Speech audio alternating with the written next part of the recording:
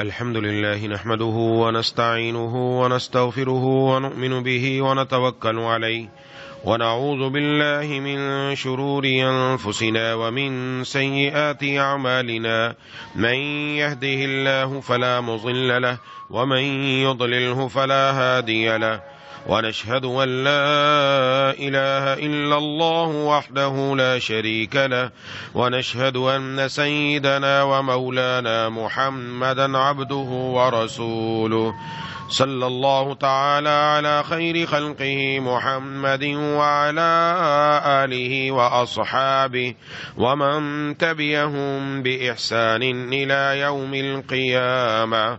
أما بعد فأعوذ بالله من الشيطان الرجيم. بسم الله الرحمن الرحيم. يا أيها الذين آمنوا ادخلوا في السلم كافة ولا تتبعوا خطوات الشيطان إنه لكم عدو مبين. صدق اللہ العظیم. میرے دوستوں اور ساتھیوں، اللہ تبارک و تعالی نے قرآن کریم میں ارشاد فرمایا، یا ایھا الذین آمنوا ادخلوا فی السلم کافہ، اے ایمان والو اسلام میں پورے کے پورے داخل ہو جاؤ. ولا تتبعوا خطوات الشیطان، اور شیطان کے نقش قدم پر مت چلو.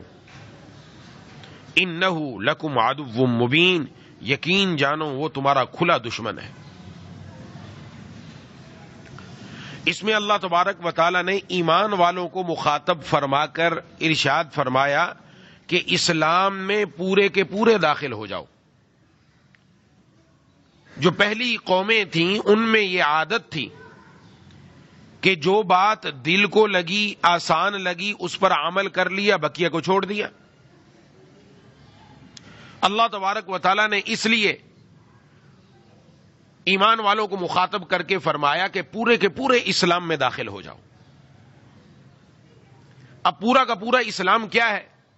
اچھا، یہ والی جو برائی ہے، یہ والی جو بیماری ہے کہ کچھ دین پر عمل کرنا، کچھ کو چھوڑ دینا، مسلمانوں کے اندر بھی آ چکی ہے.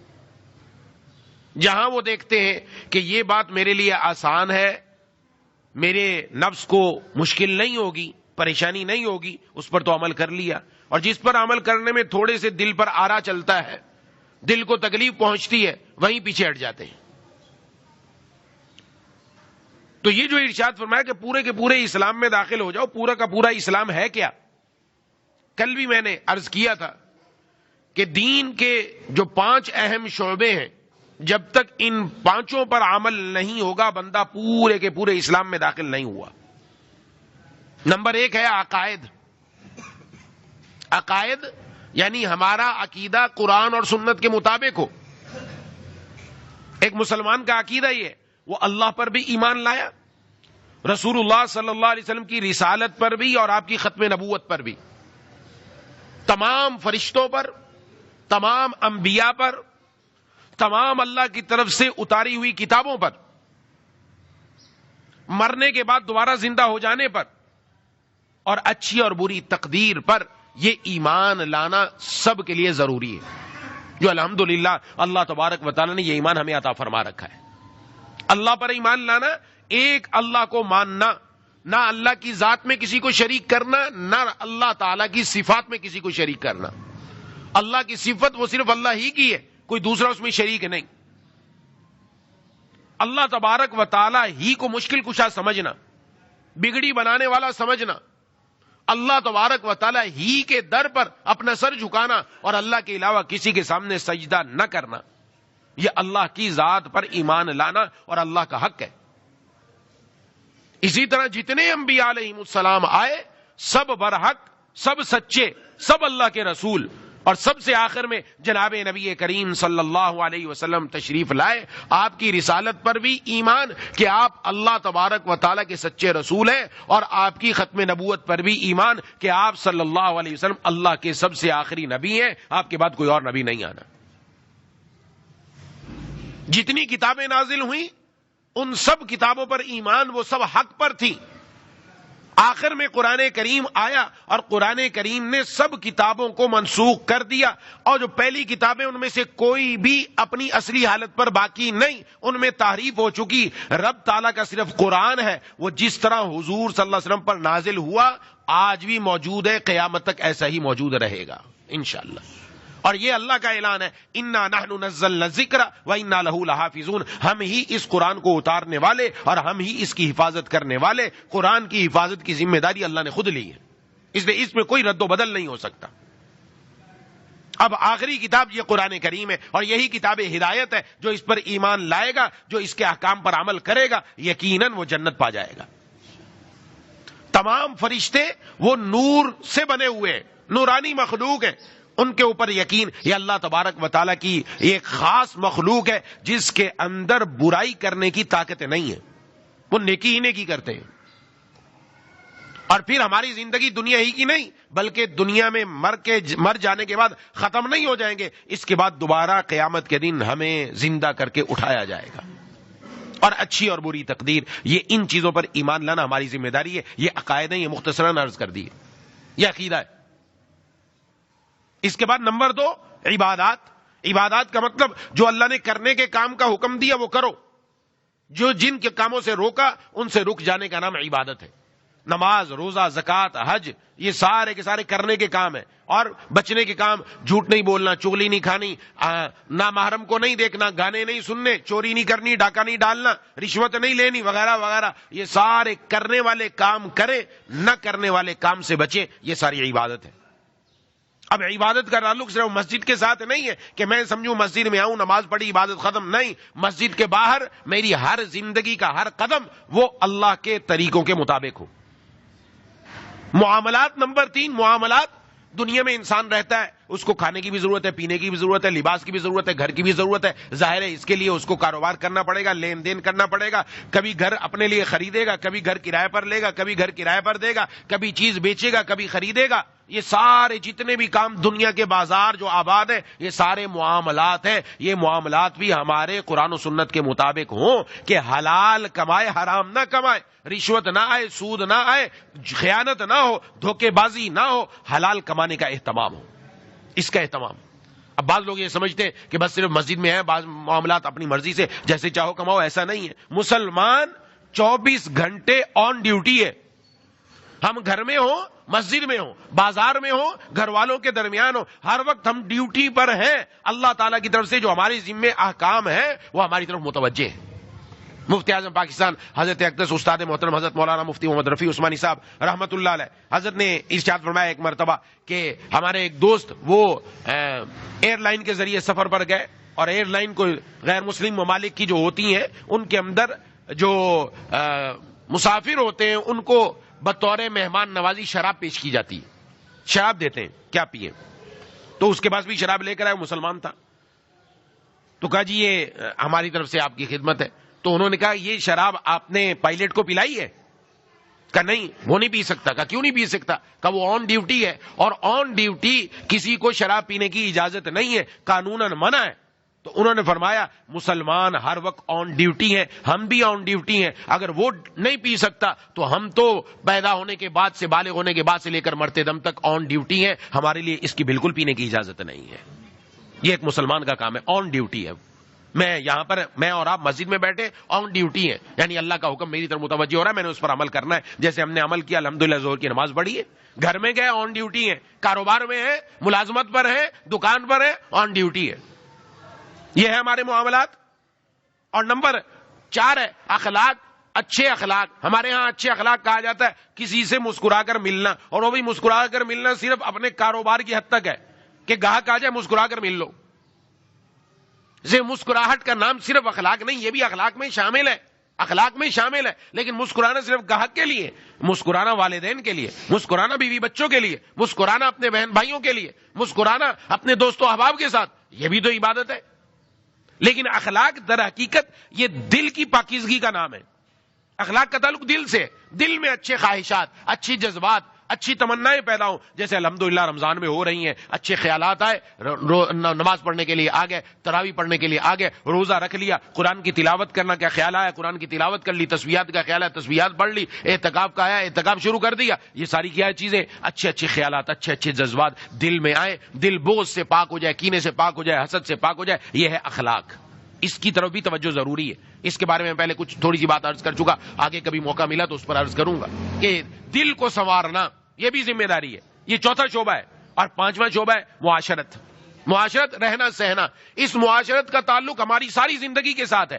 ہم مسجد میں ہیں تو ہمارا مسجد میں نمازیوں کے ساتھ رہنا سہنا کیسا ہونا چاہیے، گھر میں ہے بیوی بچوں کے ساتھ رہنا سہنا کیسے، گھر سے باہر ہے باہر جاننے پہچاننے والوں کے ساتھ کیسے، ملازمت پر ہے، کاروبار پر ہے، وہاں میرا رہنا سہنا کیسا ہونا چاہیے. یہ جو معاشرت ہے یہ پوری زندگی کو اپنے اندر لیے ہوئے ہے. یہ معاشرت میری قرآن و سنت کے مطابق ہو جائے. یہ 5 چیزیں ہو گئی.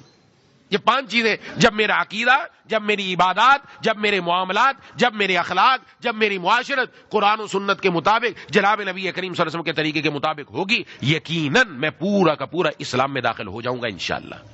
اور مجھے اور آپ کو کوشش کرنی ہے، رمضان میں ہم قریب آئے ہیں دین کے، اللہ کے قریب آئے ہیں، مساجد کے قریب آئے ہیں، تو یہ کوشش کرنی ہے جہاں میرے اندر کمزوری پائی جاتی ہے وہ میں کمی دور کروں اور ان 5 شعبوں کو اپنی زندگی کے اندر لے کر آ جاؤں. اللہ سے مانگنا بھی ہے، یا اللہ فلاں جگہ میرے اندر گڑبڑ ہو رہی ہے، آپ ہی مدد فرما دیجیے، اللہ مدد فرمائیں گے.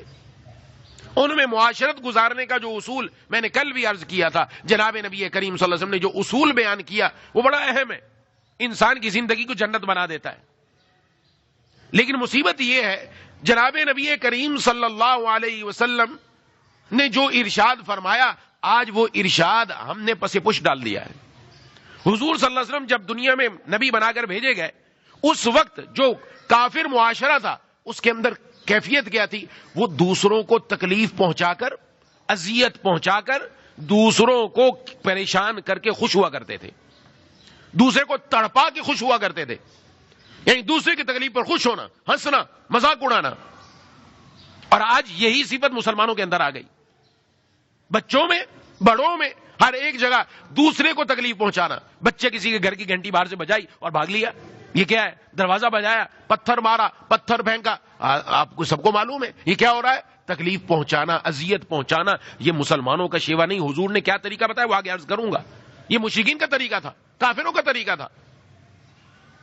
ایسے ہی کوئی خدا نہ خواستہ کوئی مرد ہے، کوئی عورت ہے، وہ موٹر سائیکل پر جا رہے، موٹر سائیکل گر گیا، وہ نیچے گر گئے. اب بجائے اس کے کوئی تعاون کرے گا، مدد کرے گا، فوراً موبائل نکالا اور اس کی ویڈیو بنائی اور ویڈیو بنا کر فیس بک پر اپلوڈ کر دی، یوٹیوب پر اپلوڈ کر دی. ہنسنے لگ گئے، کہہ کے لگے، اور حقیقتاً وہ بیچارے گر گئے، ان کو زخمی ہو گئے، چوٹ لگ گئی. اور ایک مسلمان دوسرے مسلمان کے اس فعل پر ہنس رہا ہے، تکلیف پہنچی ہے اس کو، تڑپا رہا ہے اس کو، مزید پوری دنیا کے اندر پھیلا دیا. دیکھو وہ جی، وہ بڑے میاں کیسے گرے تھے، وہ فلانا کیسے گرے تھا.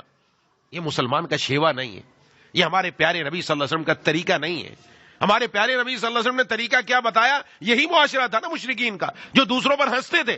یہی معاشرہ، اس کو ایسا تبدیل کیا، ایسا تبدیل کیا. نہ صرف انہوں نے اپنی ذات سے دوسروں کو تکلیف نہیں پہنچائی، قدم آگے بڑھایا، بلکہ دوسروں کو راحت پہنچائی. راحت تو کیا پہنچائی، آگے بڑھ گئے اور ایثار کے اس درجے پر پہنچے. اپنے آپ کو تکلیف دے دی لیکن اپنے مسلمان بھائی کو تکلیف دینا گوارا نہ کیا. یہ کیفیت تھی.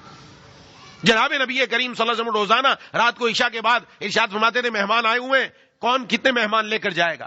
ہر ایک جتنی صحابی کی جتنی استطاعت، کوئی کہتا ہے 1 لے کے جاؤں گا، کوئی کہتا ہے 2 لے کے جاؤں گا، کوئی کہتا ہے 3 لے کر جاؤں گا. آپ صلی اللہ علیہ وسلم بھی اپنے ساتھ مہمانوں کو لے کر آتے. ہر ایک مہمانوں کو لے کر جا رہا ہے کہ ان کے لیے گھر انتظام کر دوں. اور گھر پہنچ کر پتا چلتا تھا اپنے کھانے کے لیے اتنا ہے جتنا خود کھا لے. وہ خود نہیں کھاتے تھے بلکہ وہ سارا کھانا اپنے مہمانوں کو کھلا کر خود بھوکے رہنا گوارا کر لیا کرتے تھے. یہ معاشرہ تشکیل دیا. یہ وہ معاشرہ تھا. یؤثرون علی انفسہم، انہوں نے اپنے اوپر دوسروں کو ترجیح دی، اگرچہ خود بھی اس کے محتاج تھے لیکن دوسروں کو ترجیح دے دی.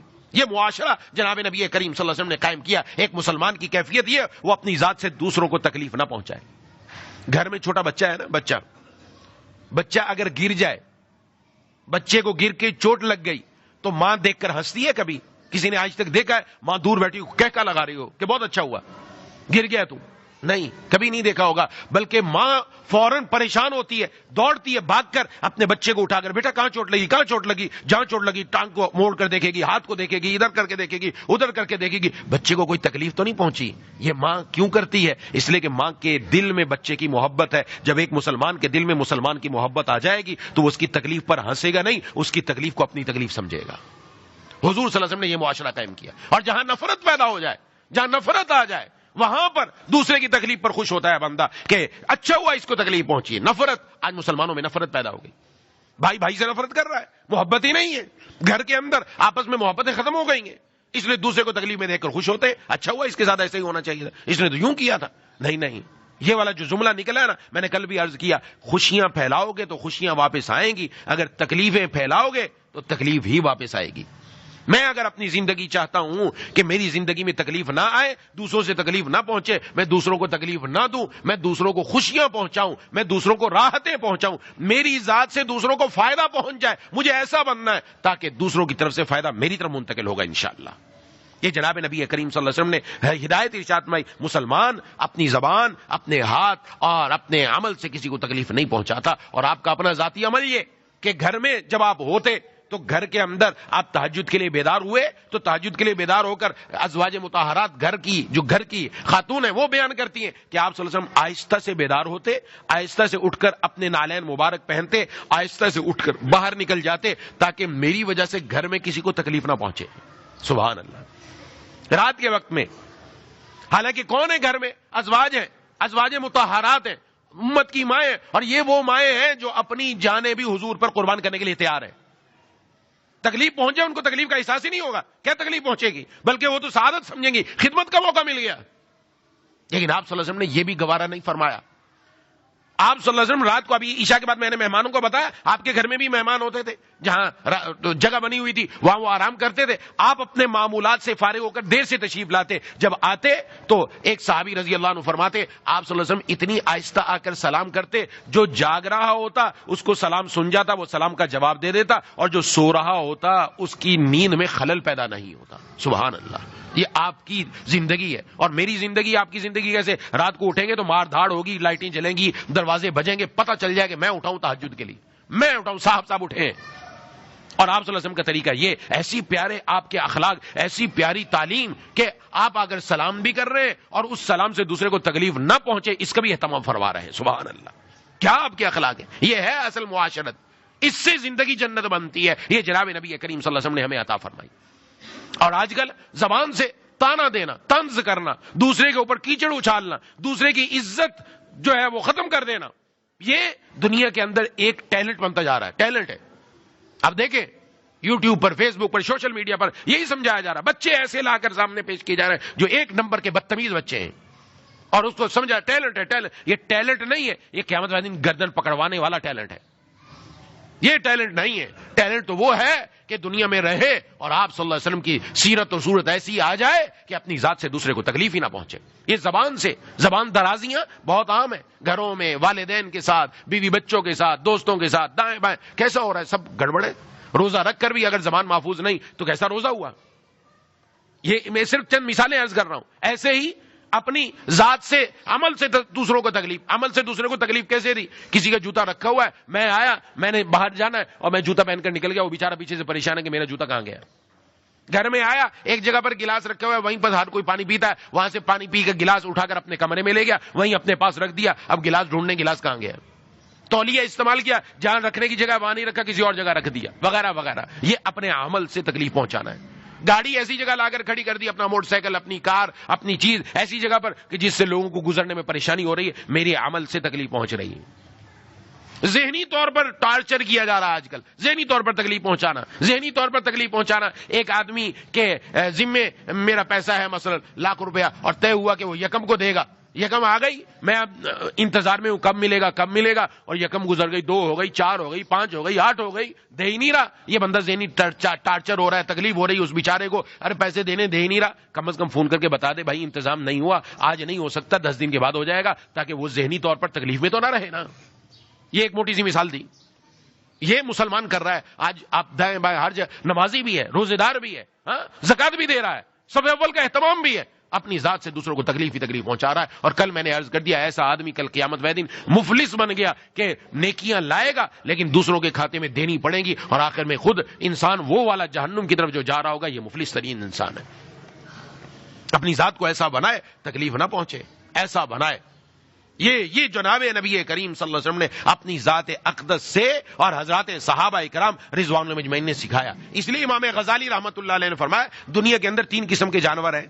فرمایا ایک قسم کا جانور وہ ہے جو آپ کو فائدہ ہی فائدہ پہنچاتا ہے, جیسے جتنے حلال جانور ہیں, دودھ دینے والے جانور, ان میں جب تک دودھ مل رہا ہے دودھ استعمال کریں, حلال ہے اس کو کاٹ کر ذبح کر کے گوشت کھا لیا جائے.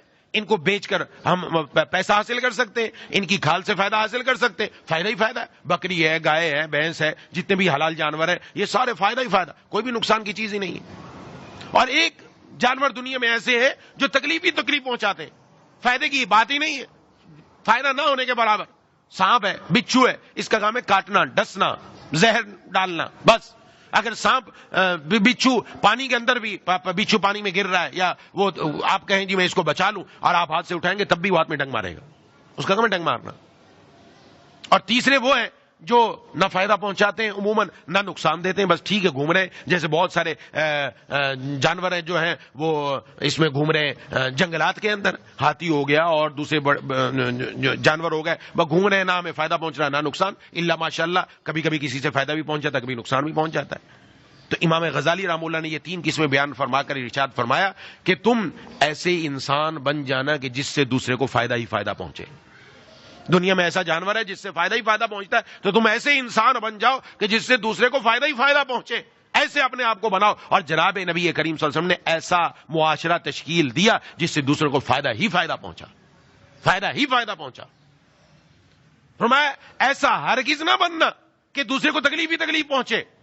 جیسے وہ جانور بچھو ہے, سانپ ہے, تو تکلیف ہی تکلیف پہنچاتا ہے. اگر ایسے نہیں بن سکتے کہ دوسرے کو فائدہ ہی فائدہ پہنچے تو کم از کم ایسے بن جانا اگر فائدہ نہیں پہنچ رہا تو تکلیف بھی نہ پہنچے.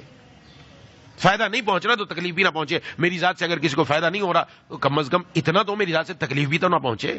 اور یہ کم از کم درجہ صدقے کا جو جناب نبی کریم صلی اللہ علیہ وسلم نے حدیث میں بیان فرمایا, اپنے آپ کو ایسا بنا لو کہ تمہاری ذات سے دوسروں کو تکلیف نہ پہنچے. اور پہلے بھی میں اپنے اکابر کے ایسے کل بھی میں نے کچھ مثالیں دی تھی. مفتی اعظم پاکستان حضرت مولانا مفتی محمد شفیع صاحب رحمۃ اللہ علیہ, ان کے بارے میں حضرت اقدس حضرت استاد محترم حضرت مولانا مفتی عبدالرؤوف سکھری صاحب مدظر العلوم نے اور دوسرے حضرات نے کئی مرتبہ بیان فرمایا کہ حضرت رمضان المبارک کا مہینہ تھا اور رمضان کے بعد شوال میں حضرت کا انتقال ہوا, علیل تھے کافی. تو ایک دن فرمانے لگے کہ رمضان المبارک کی موت کی ہر مسلمان تمنا کرتا ہے, تمنا ہے کہ رمضان میں موت آ جائے, کیونکہ رمضان کی موت سبحان اللہ اللہ تبارک و تعالیٰ کے قریب قرب والی ہے, اس کی فضیلت ہے. لیکن میری زبان پر یہ دعا جاری نہیں ہو رہی. اور پھر فرمایا میں سوچ رہا تھا اس کے بارے میں, پھر جو کیوں نہیں جاری ہو رہی, تو میرے پاس جو بات آئی وہ یہ کہ میں تو اپنے لیے اچھا سوچ رہا ہوں. رمضان المبارک کا مہینہ ہے, سخت گرمی ہے, انتقال ہو گیا تو جتنے میرے عزیز و اقارب ہیں وہ پورے پاکستان کے اندر, کوئی لاہور سے آئے گا, کوئی کہاں سے آئے گا, روزے کی حالت میں گرمی کے اندر سفر کرنا پڑے گا, جنازے میں پہنچنا پڑے گا, ان سب کو تکلیف ہوگی. میں تو اچھا سوچ رہا ہوں اپنے لیے, لیکن دوسروں کی تکلیف پہنچ رہی ہے. تو میں یہ چاہتا ہوں ایسا نہ ہو کہ میری موت سے بھی دوسروں کو تکلیف پہنچے. اس لیے یہ زبان سے دعا نہیں نکل رہی, اس لیے شوال میں جا کر انتقال ہوا. جس بندے کی زندگی ایسی گزری ہو کہ وہ اپنی ذات سے دوسروں کو تکلیف نہیں پہنچا رہا, ہاں مرنے سے تو زندگی کیسے گزری ہوگی, کیسی گزری ہوگی. اور میری اور آپ کی زندگی. تو جناب نبی کریم صلی اللہ علیہ وسلم نے جو اعمال بتائے, جو ہمیں ہدایات دی, بس اس میں ایک ہدایت یاد رکھ لے اور کوشش کرے بس میں نے اپنے آپ کو ایسا بنانا ہے کہ اپنی زبان سے, اپنے عمل سے, اپنے ہاتھ سے کسی طرح میں نے دوسرے کو انشاءاللہ کوئی تکلیف نہیں پہنچانی. انشاءاللہ اپنی کوشش مکمل رکھے, دوسرے کو تکلیف نہ پہنچائے. اگر پہنچ گئی تو فوراً معذرت کر لے, معافی مانگ لے اور اللہ سے بھی عرض کر دے یا اللہ مجھے ایسا بنا دے کہ مجھ سے لوگوں کو فائدہ ہی فائدہ پہنچائے, مخلوق خدا کو فائدہ ہی فائدہ پہنچے. میرے دل میں مخلوق خدا کی محبت آ جائے, میں دوسروں کی تکلیف پر خوش نہ ہوں بلکہ دوسرے کی تکلیف کو اپنی تکلیف سمجھو, دوسرے کی اذیت کو اپنی اذیت سمجھو. ایسا سمجھو اس کو تکلیف پہنچی, مجھے تکلیف پہنچی ہے, جس طرح اپنی تکلیف دور کرنے کی فکر اس کی بھی دور کرنے کی فکر پیدا ہو جائے. دعا ہے کہ اللہ تعالیٰ مجھے اور آپ کو ان باتوں پر عمل کرنے کی توفیق عطا فرمائے. وآخر دعوانا ان الحمدللہ رب العالمین. بسم اللہ الرحمن الرحیم. الحمدللہ رب العالمین الرحمن الرحیم مالک یوم الدین. إياك نعبد وإياك نستعين اهدنا الصراط المستقيم صراط الذين أنعمت عليهم غير المغضوب عليهم ولا الضالين. اللهم صل على سيدنا ومولانا محمد وعلى آل سيدنا ومولانا محمد وبارك وسلم. ربنا اغفر لنا ذنوبنا وكفر عنا سيئاتنا وتوفنا مع الأبرار. ربنا لا تزغ قلوبنا بعد إذ هديتنا وهب لنا من لدنك رحمة إنك أنت الوهاب. یا الہ العالمین، یا ارحم الراحمین، یا ذی الجلال والاکرام، یا اللہ ہم سب کی آج تک کی رمضان المبارک کی تمام عبادات کو اپنی بارگاہ میں قبول و مقبول فرما لیجیے. مولا کریم الہ العالمین، اے ارحم الراحمین، ان میں جو کوتاہی ہوئی محض اپنے فضل سے وہ سب معاف فرما دیجیے. مولا کریم الہ العالمین، اے ارحم الراحمین، یا ذی الجلال والاکرام، آخری عشرہ شروع ہونے والا ہے، اس کے لیے ہمیں ابھی سے یا اللہ مضبوط ہو کر، تکڑا ہو کر، یا اللہ اپنی عبادت کے لیے کمر کسنے کی توفیق عطا فرما دیجیے. مولا کریم تاک راتوں میں جاگنا نصیب فرما دیجیے، جاگ کر عبادت کرنا نصیب فرما دیجیے. یا اللہ ہم سب کو لیلۃ القدر میں عبادت کی توفیق عطا فرما.